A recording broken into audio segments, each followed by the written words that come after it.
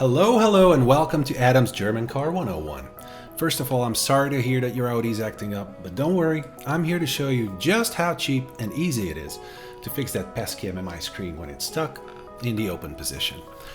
Whether you're hearing a weird burring or a clicking sound, I'm going to show you 3 possible problems and the fixes for each and every one of those. Let's just grab a drink and let's get to it.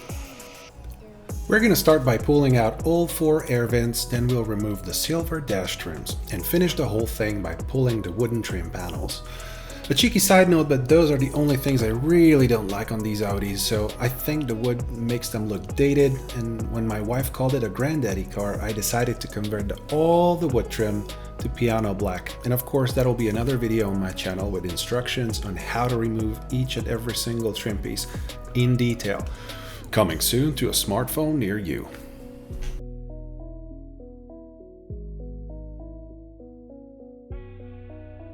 Perfect. Now we got rid of every panel blocking our access to the MMI unit. Now we are ready to pull it out. And the first thing I learned is that someone's been here before me.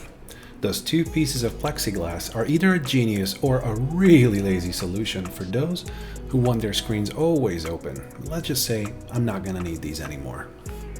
Now, one huge caveat to this fix is that it's super difficult to take out the whole unit to work on, so we're doing it in the car with the unit dangling off of its wires. First, we're gonna have to pull the unit out, and a good trick is to put some cloth over the dash so you don't get it dirty. Also, you can put a glove on the shifter so you don't get scratch marks. Once we find the offending gears,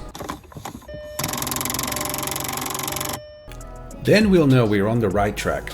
So let's just pop off the trim, starting on the screen side. Then get a size 10 Torx and undo the screw holding the electric motor in the back. And there's 2 more on the left side. Sweet, now the motor's out. Next step is to unhook the springs from the inside notches. Now we have these 2 plastic parts. Put them all the way up until there's a click, and then the notches on the top should align, so you can get the axle out. It should be pretty easy pushing it from the right side towards the left. I've had a little difficulty and I'll show you in a little bit why.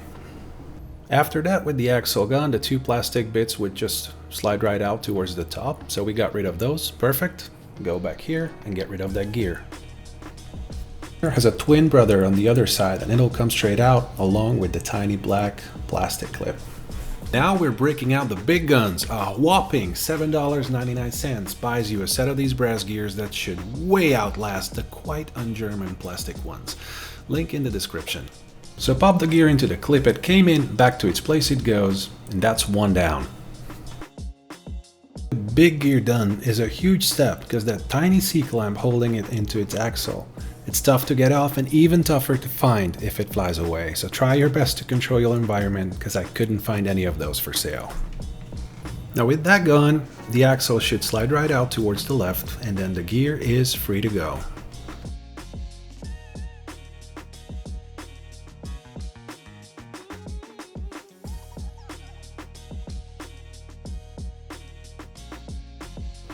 So with the big gear off, we're going to insert the 2 plastic sliders back from the top and set them all the way back with the notch hitting the end.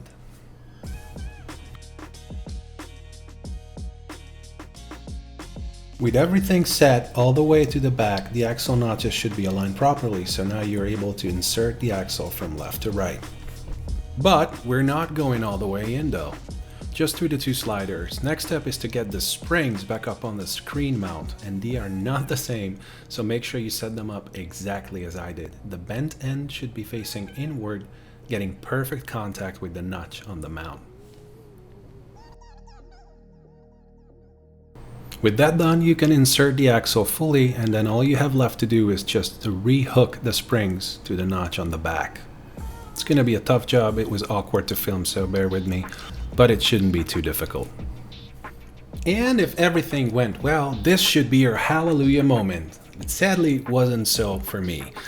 I've seen this problem reported on forums and Facebook groups, but nobody was able to tell why this is, as the gears are not meshed at this point, so there's nothing that would keep the screen from closing.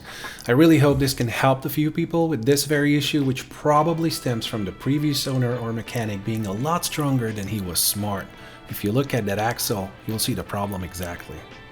So now we have an over-torqued axle, which due to its structure was warped just enough so that the notches won't align anymore. Now you either try what I did, apply some heat and use 2 tough pliers, or try and get a different axle, which I really couldn't find online.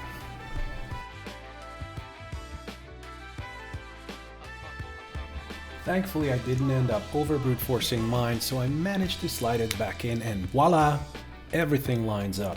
Now, just to make sure you have the right angle, I'm going to show you again how to exactly hook back the springs.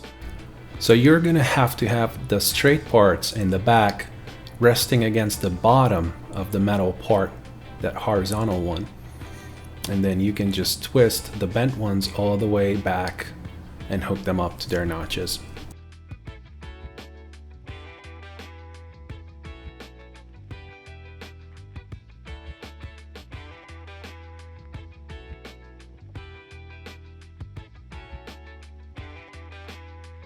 And we got to the point that's kind of difficult. We're going to mesh the gears back together. So there are 3 very important things you have to pay attention to get the sync just right.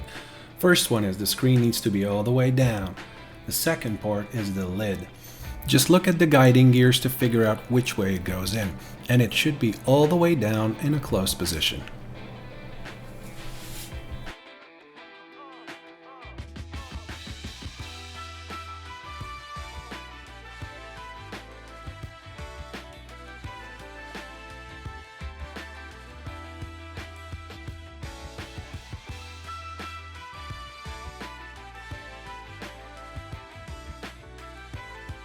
And last but not least, all the plastic sliders should go back so much that they're sticking out at the top.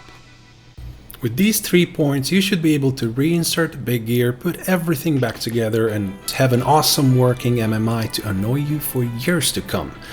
This should take an average DIYer 1 or 2 hours if everything goes wrong. But for now, congratulations on a job well done. Crack open a cold one and remember how much you love this car.